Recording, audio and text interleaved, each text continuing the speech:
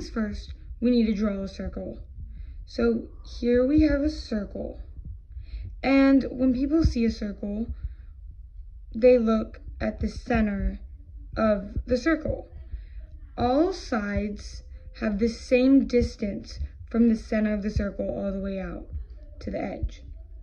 So if this was 4 centimeters, then this would be 4 centimeters, and this would be 4 centimeters, and so on, so on. But what do we call these lines that come out? They are called the radius. And the radius just measures from the center all the way outside to the edge of the circle. Okay, well, what if you wanted to see how wide the circle was? So here's the longest, the widest part of the circle. You wouldn't do it down here or right here because that's not passing the center of the circle, and it's also not the widest part of the circle. So what would we call this line right here? That would be called the diameter.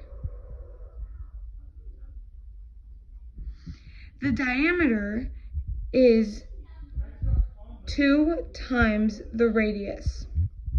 So if the radius was 3, then the diameter would be 6 because you just multiply it by 2. Okay, well now what if you wanted to find the distance, the measurement, of around the circle, the whole circle? That is called the circumference.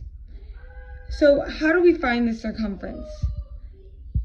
Usually what you would do, you would have the circumference, and so circumference equals pi times the denominator. But since the denominator equals r times 2, then it could also be circumference equals pi times 2 times radius.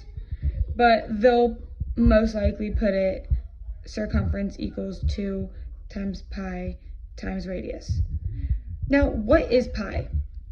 Well, pi is a number that you multiply to get the circumference of a circle. And in short numbers, pi equals 3.14. Okay, another way you could get pi is if you divide the circumference by the denominator, you will get pi. And follow up with these steps. All right, let's do an example now. So here's the circle, and our radius is 5. So we can use any of these methods or formulas to solve for the circumference.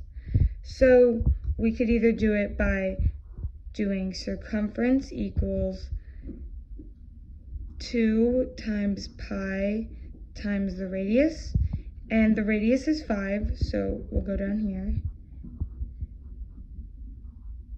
fill in everything.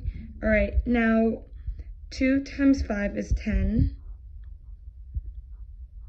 so now it's just pi times 10, which will give you 31.4, or you can just leave it as 10 pi. So either of these answers would be correct. Okay, now let's solve it with the diameter. So in order to find the diameter, you have to multiply the radius by 2. So we would get 5, which is your radius, times 2 equals 10. So 10 is your diameter. So then we'll go here. The circumference equals pi times your diameter, which is now 10.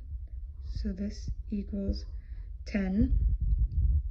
And you will get the same answer pretty much. So it's circumference, and we can do 10 pi. That could be your answer. Or we can go circumference and then we can multiply 10. So 10 times pi, which is 3.14, and we will get 31.4. So again, either of these answers would be correct. All right, well, now let's use this formula really fast.